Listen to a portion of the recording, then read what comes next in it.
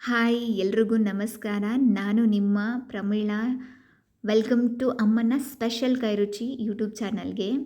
ನಾನಿವತ್ತು ನಿಮಗೆ ಕಲ್ಲಂಗಡಿ ಹಣ್ಣಿನ ತಿರುಳಿನಿಂದ ಹೇಗೆ ಗರಿ ಗರಿಯಾಗಿ ರೊಟ್ಟಿಯನ್ನು ಮಾಡಬೇಕು ಅಂತ ಹೇಳ್ಕೊಡ್ತಾ ಇದ್ದೀನಿ. ಹಾಗೆ ಸಿಂಪಲ್ಲಾಗಿ ಹೆಸರುಬೇಳೆ ಹಾಗೂ ಮೆಂತ್ಯ ಸೊಪ್ಪಿನಿಂದ ಸ್ಪೆಷಲ್ಲಾಗಿ ಗ್ರೇವಿಯನ್ನು ಮಾಡೋದನ್ನು ಹೇಳ್ಕೊಡ್ತಾ ಇದ್ದೀನಿ. ನೋಡೋಣ ಬನ್ನಿ. ಮೊದಲಿಗೆ ಗ್ರೇವಿಯನ್ನು ರೆಡಿ ಮಾಡ್ಕೊಳ್ಳೋಣ. ಮೊದಲಿಗೆ ನಾವು ಒಂದು ಕುಕ್ಕರನ್ನು ಒಲೆ ಮೇಲೆ ಇಟ್ಟು ಅದನ್ನು ಬಿಸಿ ಮಾಡ್ಕೊಳ್ಳೋಣ. ಅದಕ್ಕೆ 1.5 ಕಪ್ ಅಷ್ಟು ಹಸಿರು ಬೇಳೆನ ನಾನು ಹಾಕ್ಕೋತಾ ಇದ್ದೀನಿ. ಅದನ್ನು ಲೈಟಾಗಿ ಹುರ್ಕೋತಾ ಇದ್ದೀನಿ, ಅಂದರೆ ಸ್ವಲ್ಪ ಲೈಟಾಗಿ ಬಿಸಿ ಮಾಡ್ಕೋತಾ ಇದ್ದೀನಿ. ಒಂದು 5 ನಿಮಿಷ ಅದನ್ನು ಲೋ ಫ್ಲೇಮಲ್ಲೇ ಬಿಸಿ ಮಾಡ್ಕೋಬೇಕು. ಯಾಕಂದರೆ ಹಸಿ ಇದ್ದರೆ ಅದು ಹಸಿ ವಾಸನೆ ಇರುತ್ತೆ. ನಾವು ಗ್ರೇವಿ ಮಾಡಿದ್ರೂ ಕೂಡ ಹೀಗೆ ಸ್ವಲ್ಪ ಹುರ್ಕೊಂಡ್ರೆ ಅದು ಹಸಿ ವಾಸನೆ ಹೋಗುತ್ತೆ. ಅದಕ್ಕೆ 2ರಷ್ಟು ನೀರನ್ನು ನಾನು ಆ್ಯಡ್ ಮಾಡ್ಕೋತಾ ಇದ್ದೀನಿ. 1.5 ಕಪ್ ಬೇಳೆ ತೊಗೊಂಡಿದ್ದೀನಿ ಅಂದರೆ ಅದಕ್ಕೆ ನಾನು 3 ಕಪ್ ನೀರನ್ನು ಆ್ಯಡ್ ಮಾಡ್ತಾಯಿದ್ದೀನಿ. ಅದಾದಮೇಲೆ ತೊಳೆದು ಕಟ್ ಮಾಡಿ ಇಟ್ಕೊಂಡಿರುವಂತಹ ಮೆಂತ್ಯ ಸೊಪ್ಪನ್ನು ಇಲ್ಲಿ ನಾನು ಆ್ಯಡ್ ಮಾಡ್ತಾಯಿದ್ದೀನಿ. ಸೊ ಅದನ್ನೆಲ್ಲ ಆ್ಯಡ್ ಮಾಡಿ ಆ ಬೇಳೆ ಹಾಗೂ ಆ ಸೊಪ್ಪು ಎರಡನ್ನೂ ಕೂಡ ಮಿಕ್ಸ್ ಮಾಡ್ಕೋತಾ ಇದ್ದೀನಿ. ಇನ್ ಕೇಸ್ ನೀರು ಕಡಿಮೆ ಆಯಿತು ಅಂತ ನಿಮಗೆ ಅನಿಸಿದ್ರೆ ಅದನ್ನು ನೀರನ್ನು ಮತ್ತೆ ಆ್ಯಡ್ ಮಾಡ್ಕೋಬಹುದು. ಅದಾದ ನಂತರ ಅದಕ್ಕೆ ಒಂದು 1/2 ಸ್ಪೂನ್ ಟರ್ಮರಿಕ್ನ ಆ್ಯಡ್ ಮಾಡ್ತಾಯಿದ್ದೀನಿ ನಾನು. ಸೊ ಟರ್ಮರಿಕ್ ಎಲ್ಲದಕ್ಕೂ ಒಳ್ಳೆಯದು, ಈವನ್ ಹೆಲ್ತ್ಗೂ ಕೂಡ ತುಂಬ ಒಳ್ಳೆಯದು. ಸೊ ನಾವು ಅಡುಗೆಯಲ್ಲಿ ಟರ್ಮರಿಕನ್ನು ಯೂಸ್ ಮಾಡಿದ್ರೆ ಒಳ್ಳೆಯದು ಅಂತ ಅನಿಸುತ್ತೆ. ಹಾಗೆ ಸ್ವಲ್ಪ ಸಾಲ್ಟನ್ನು ಹಾಕ್ಕೋತಾ ಇದ್ದೀನಿ. ಅದಾದಮೇಲೆ 2 ಹೆಚ್ಚಿ ಇಟ್ಕೊಂಡಿರುವಂತಹ ಟೊಮೊಟೊನ್ನು ಕೂಡ ಅದರಲ್ಲಿ ಆ್ಯಡ್ ಮಾಡ್ತಾಯಿದ್ದೀನಿ. ಅದೆಲ್ಲ ಆದ ಮೇಲೆ ಎಲ್ಲವನ್ನು ಮಿಕ್ಸ್ ಮಾಡಿ ಕುಕ್ಕರ್ ಕ್ಯಾಪನ್ನು ಕ್ಲೋಸ್ ಮಾಡಿದ್ದೀನಿ.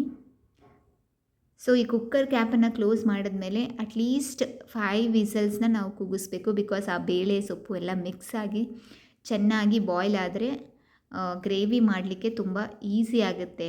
ಸ್ಮ್ಯಾಶ್ ಮಾಡೋ ಅವಶ್ಯಕತೆ ಇರಲ್ಲ. ಚೆನ್ನಾಗಿ ಬೆಂದಿಲ್ಲ ಅಂದರೆ ನಾವು ಅದನ್ನು ಸ್ಮ್ಯಾಶ್ ಮಾಡಬೇಕಾಗುತ್ತೆ.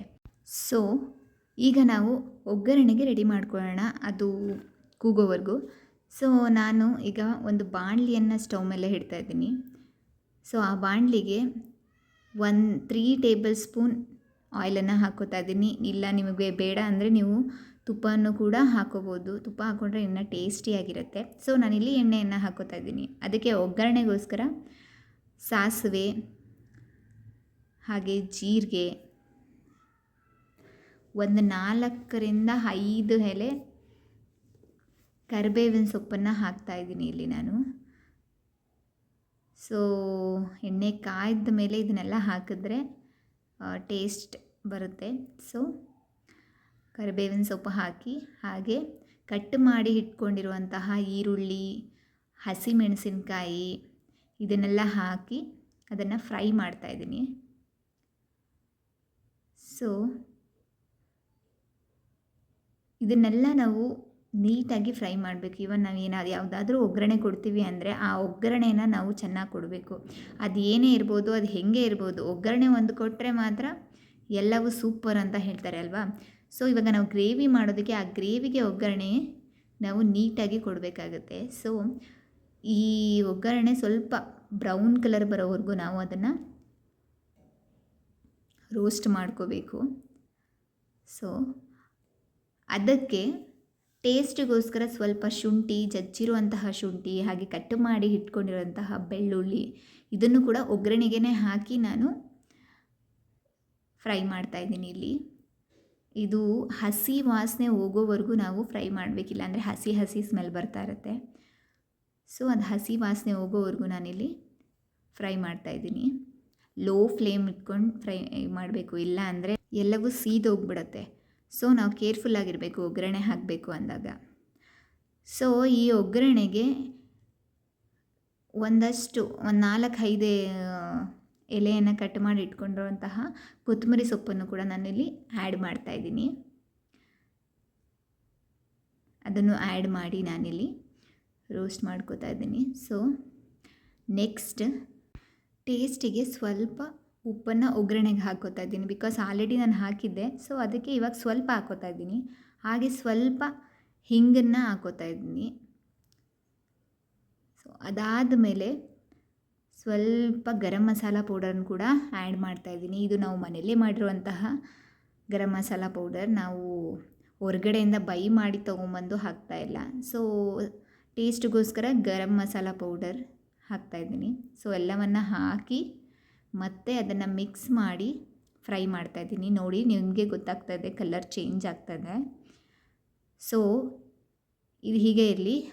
ಈಗ ಸ್ಟವನ್ನು ಲೋ ಫ್ಲೇಮಲ್ಲಿ ಇಟ್ಟು ಆ ಕುಕ್ಕರ್ ಕೂಗಿದೆಯಾ ಇಲ್ವಾ ಅಂತ ನೋಡಿ, ಏನಾಗಿದೆ ನೋಡೋಣ. ಓಕೆ, ಇದು ರೆಡಿಯಾಗಿದೆ ಈಗ. ಸೊ ಇದೆಲ್ಲ ಸೊಪ್ಪು ಕಾಳು ಸ್ವಲ್ಪ ಹಾಗೆ ಕಾಣಿಸ್ತಾ ಇರೋದ್ರಿಂದ ಇದನ್ನ ನಾನು ಸ್ಮ್ಯಾಶ್ ಮಾಡ್ಕೋತಾ ಇದ್ದೀನಿ. ಸೊ ಒಂದು 4-5 ಸಾರಿ ಸ್ಮ್ಯಾಶ್ ಮಾಡಿದ್ದೆ ಆದಮೇಲೆ ಅದನ್ನು ಆ ಒಗ್ಗರಣೆಗೆ ಆ್ಯಡ್ ಮಾಡ್ತಾಯಿದ್ದೀನಿ. ಸೊ ನೋಡ್ತಾ ಇದ್ದೀರಲ್ಲ, ನೋಡೋಕ್ಕೆ ಚೆನ್ನಾಗಿದೆ. ಟೇಸ್ಟ್ ಮಾಡಿದ್ರೆ ಹೇಗಿದೆ ಗೊತ್ತಿಲ್ಲ, ನೋಡೋಣ. ಫಸ್ಟ್ ಟೈಮ್ ಟ್ರೈ ಮಾಡ್ತಾಯಿದ್ದೀನಿ, ಚೆನ್ನಾಗಿರುತ್ತೆ ಅಂದ್ಕೊಂಡಿದ್ದೀನಿ. ನೀವು ಟ್ರೈ ಮಾಡಿ ನೋಡಿ ನನಗೆ ಕಮೆಂಟ್ ಮಾಡಿ. ಸೊ ಅದನ್ನು ಒಗ್ಗರಣೆಗೆ ಆ್ಯಡ್ ಮಾಡಿದ್ಮೇಲೆ ಅದನ್ನೆಲ್ಲ ಮಿಕ್ಸ್ ಮಾಡಿ ಅದಕ್ಕೆ ಸ್ವಲ್ಪ ನೀರನ್ನು ಕೂಡ ಹಾಕಬೇಕು. ಸೊ ಹಾಗೆ ಹಾಕಿಬಿಟ್ರೆ ಫುಲ್ ಗಟ್ಟಿ ಆಗಿಬಿಡತ್ತೆ. ಸೊ ಫುಲ್ ಗಟ್ಟಿಯಾದರೆ ತಿನ್ನೋಕ್ಕೆ ಚೆನ್ನಾಗಿರಲ್ಲ. ಗ್ರೇವಿ ಅಂದರೆ ಸ್ವಲ್ಪ ತೆಳ್ಳಗಿರಬೇಕು. ಸೊ ಅದಾದಮೇಲೆ ಅದಕ್ಕೆ ಸ್ವಲ್ಪ ನಾನು ಪೆಪ್ಪರ್ ಪೌಡರ್ನ ಆ್ಯಡ್ ಮಾಡ್ತಾಯಿದ್ದೀನಿ. ಬಿಕಾಸ್ ಖಾರ ಸಾಲಲ್ಲ ಅಂತ ಹೇಳೋರಿಗೆ ಸ್ವಲ್ಪ ಪೆಪ್ಪರ್ ಪೌಡರ್ ಹಾಕ್ಕೊಂಡ್ರೆ ಖಾರ ಆಗುತ್ತೆ.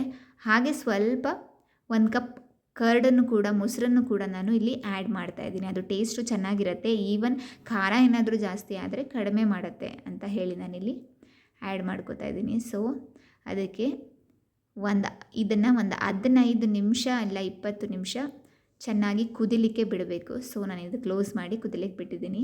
ಇವಾಗ ನಾವು ರೊಟ್ಟಿ ರೆಡಿ ಮಾಡೋಣ. ಸೊ ರೊಟ್ಟಿ ಹೇಳಿದ್ನಲ್ಲ ನಾನು ಹೇಗೆ ಮಾಡೋದು ಅಂತ ಹೇಳ್ಬಿಟ್ಟು, ಯಾವುದರಿಂದ ಯಾವುದು ಸ್ಪೆಷಲ್ ಅಂತ ಹೇಳಿದೆ ಅಂತ. ಸೊ ಆ ಸ್ಪೆಷಲ್ ಬಂದು ಕಲ್ಲಂಗಡಿ ಹಣ್ಣಿನ ತಿರುಳು, ಅಂದರೆ ಅದ್ರ ಸಿಪ್ಪೆಯಲ್ಲಿ ಬರುವಂತಹ ತಿರುಳಿಂದ ನಾನು ಇವತ್ತು ರೊಟ್ಟಿನ ರೆಡಿ ಮಾಡ್ತಾಯಿದ್ದೀನಿ. ಆ ತಿರುಳಿಂದ ನಾನು ಆಲ್ರೆಡಿ ಆ ತಿರುಳಲ್ಲಿ ಆ ಸಿಪ್ಪೆನೆಲ್ಲ ತುರಿದು ಇಟ್ಕೊಂಡಿದ್ದೀನಿ. ಅದಕ್ಕೆ ರೊಟ್ಟಿಗೆ ನಾವು ಏನೇನೆಲ್ಲ ಹಾಕ್ತೀವಿ, ಈರುಳ್ಳಿ, ಮೆಣಸಿನ್ಕಾಯಿ, ಹಾಗೆ ಕೊತ್ತಂಬರಿ ಸೊಪ್ಪು, ಹಾಗೆ ಕರಿಬೇವು, ಹಾಗೆ ಕ್ಯಾರೆಟ್ ತುರಿ, ಇದನ್ನೆಲ್ಲ ಹಾಕಿ ಮಿಕ್ಸ್ ಮಾಡ್ತಾಯಿದ್ದೀನಿ. ಸೊ ಎಲ್ಲ ನೋಡ್ತಾ ಇದ್ದೀರಾ ಅಲ್ವಾ. ಸೊ ಹಾಗೆ ಸಬ್ಬಕ್ಕಿ ಸೊಪ್ಪನ್ನು ಹಾಕೋದನ್ನು ಮರಿಬೇಡಿ. ಸೊ ರೊಟ್ಟಿಗೆಲ್ಲ ಸೊಪ್ಪುಗಳು ತುಂಬ ಮೇಯ್ನ್ ಆಗುತ್ತೆ. ಸೊ ಅದರಿಂದ ಸಬ್ಬಕ್ಕಿ ಸೊಪ್ಪನ್ನು ಕೂಡ ಕಟ್ ಮಾಡಿ ಹಾಕ್ಕೊಂಡಿದ್ದೀನಿ. ಹಾಗೆ ಸ್ವಲ್ಪ ಕಾಯಿ ತುರಿಯನ್ನು ಕೂಡ ಹಾಕಿದ್ದೀನಿ. ಸೊ ನಮ್ಮ ಮನೇಲಿ 5 ಮೆಂಬರ್ಸ್ ಇರೋದ್ರಿಂದ ನಾನು ಜಾಸ್ತಿ ಮಾಡ್ತಾಯಿದ್ದೀನಿ. ಸೊ ನೀವು ಲೈಟಾಗಿ 1 2 3 ಜನ ಇದ್ದರೆ ಸೊ ಟ್ರೈ ಮಾಡಿ ನೋಡಿ, ಚೆನ್ನಾಗಿರುತ್ತೆ. ಹಾಗೆ ಇದಕ್ಕೆ ಸ್ವಲ್ಪ ಕಡಲೆಬೇಳೆ, ಹಾಗೆ ಹೆಸರು ಬೇಳೆ, ಹಾಗೆ ಸ್ವಲ್ಪ ಜೀರಿಗೆ, 1 ಕಪ್ ರವೆಯನ್ನು ಕೂಡ ಇಲ್ಲಿ ನಾನು ಆ್ಯಡ್ ಮಾಡ್ತಾಯಿದ್ದೀನಿ. ಸೊ ಬರೀ ಅಕ್ಕಿ ಹಿಟ್ಟಲ್ಲೇ ಹಾಕ್ಕೊಂಡು ಮಾಡಿದ್ರೆ ಅಷ್ಟಾಗಿ ಚೆನ್ನಾಗಿ ಬರಲ್ಲ ಅಂತ ಹೇಳಿ ರವೆನೂ ಆ್ಯಡ್ ಮಾಡ್ತಾಯಿದ್ದೀನಿ. ಹಾಗೆ 1.5 ಕಪ್ ಅಕ್ಕಿ ಹಿಟ್ಟನ್ನು ಕೂಡ ಹಾಕಿ ಮಿಕ್ಸ್ ಮಾಡ್ತಾಯಿದ್ದೀನಿ. ಹಾಗೆ ಸ್ವಲ್ಪ ರುಚಿಗೆ ತಕ್ಕಷ್ಟು ಉಪ್ಪನ್ನು ಕೂಡ ಹಾಕ್ಕೋತಾ ಇದ್ದೀನಿ. ನಿಮ್ಗೆ ಗೊತ್ತಿರುತ್ತೆ ಅಲ್ಲ ಎಷ್ಟು ಹಾಕ್ಕೋಬೇಕು ಅಂತ. ಸೊ ಇದನ್ನೆಲ್ಲ ಹಾಕಿದ್ಮೇಲೆ ಅದನ್ನು ನಾನು ಕಲಿಸ್ಕೋತಾ ಇದ್ದೀನಿ. ಹದವಾಗಿ ಮಾಡಬೇಕಾದ್ರೆ ನಾವು ಕೈಯಲ್ಲೇ ಕಲಿಸ್ಬೇಕು. ನೀವು ಸ್ಪೂನಲ್ಲೆಲ್ಲ ಕಲಿಸ್ತೀನಿ, ಕೈಯೆಲ್ಲ ಗಲೀಜು ಆಗಿಬಿಡುತ್ತೆ, ಅಂದರೆ ಅದೆಲ್ಲ ಚೆನ್ನಾಗಿರಲ್ಲ. ಸೊ ನಾವು ಹಿಟ್ಟನ್ನು ಕಲಿಸ್ಬೇಕಾದ್ರೆ ಕೈಯಲ್ಲೇ ಕಲಿಸ್ಬೇಕು. ಸೊ ಇದಕ್ಕೆ ನೀರು ಹಾಕ್ಕೊಳ್ಳೋ ಅಗತ್ಯನೇ ಇಲ್ಲ. ಬಿಕಾಸ್ ನಾವು ತೊಗೊಂಡಿರುವಂತಹ ತಿರುಳಿದೆ ಅಲ್ಲ, ಅದರಲ್ಲೇ ನೀರು ಬಿಟ್ಕೋತಾ ಇರುತ್ತೆ. ಅಟ್ಲೀಸ್ಟ್ ಬೇಕು ಅಂದರೆ ಸ್ವಲ್ಪ ಆ್ಯಡ್ ಮಾಡ್ಕೋಬೇಕು. ಅದಾದಮೇಲೆ ನೋಡಿ, ನಾನು 15 ನಿಮಿಷ ಹಾಗೆ ಬಿಟ್ಟಿದ್ದೆ, ರೆಡಿಯಾಗಿದೆ. ಸೊ ಇವಾಗ ನಾವು ರೊಟ್ಟಿಯನ್ನು ರೆಡಿ ಮಾಡ್ಕೋಬೇಕು. ಸೊ ಇಲ್ಲಿ ನಾನು ಒಂದು ಕಾಟನ್ ಬಟ್ಟೆಯನ್ನು ತೊಗೊಂಡು ರೊಟ್ಟಿಯನ್ನು ತಟ್ಕೋತಾ ಇದ್ದೀನಿ. ಸೊ ಕಾಟನ್ ಬಟ್ಟೆಯಲ್ಲಿ ಹಾಕ್ಕೊಳ್ಳೋದ್ರಿಂದ ನಾವು ತವಾ ಮೇಲೆ ಹಾಕಬೇಕಾದ್ರೆ ನಮ್ಮ ಕೈಗೆ ಏನು ಬಿಸಿ ಏನು ತಾಕೋದಿಲ್ಲ. ಹಾಗೆ ಈಸಿಯಾಗಿ ನಾವು ರೊಟ್ಟಿಯನ್ನು ಹಾಕ್ಬೋದು. ರೊಟ್ಟಿ ಕೂಡ ಕಿತ್ತು ಹೋಗಲ್ಲ ಅಂತ ಹೇಳಿ ನಾನು ಕಾಟನ್ ಬಟ್ಟೆಯಲ್ಲಿ ರೊಟ್ಟಿಯನ್ನು ತಟ್ಕೋತಾ ಇದ್ದೀನಿ. ಸೊ ಅದನ್ನು ತೆಳ್ಳಗೆ ತಟ್ಕೊಂಡ್ರೆ ರೊಟ್ಟಿ ತಿನ್ನೋದಕ್ಕೂ ತುಂಬ ಚೆನ್ನಾಗಿರುತ್ತೆ, ಗರಿ ಗರಿಯಾಗಿ ಇರುತ್ತೆ. ಸೊ ಕಾದಿರುವಂತಹ ತವದ ಮೇಲೆ ಇವಾಗ ನಾನು ರೊಟ್ಟಿಯನ್ನು ಹಾಕ್ತಾಯಿದ್ದೀನಿ. ನೀವೇ ನೋಡಿ ನಾನು ಯಾವ ಥರ ಹಾಕ್ತಾಯಿದ್ದೀನಿ ಅಂತ. ಸೊ ಹಾಕಿದ ಮೇಲೆ ಒಂದು ಸತಿ ರೆಡಿ ಮಾಡಿ ಬಟ್ಟೆಯನ್ನು ನಿಧಾನವಾಗಿ ತೆಗೆದ್ರೆ ರೊಟ್ಟಿ ಕಿತ್ತು ಕೂಡ ಹೋಗಲ್ಲ, ಹಾಗೆ ನಮ್ಮ ಕೈಗೆ ಬಿಸಿ ಕೂಡ ತಾಕೋದಿಲ್ಲ. ನೀವೇ ನೋಡ್ತಾ ಇದ್ದೀರಾ ಅಲ್ವಾ.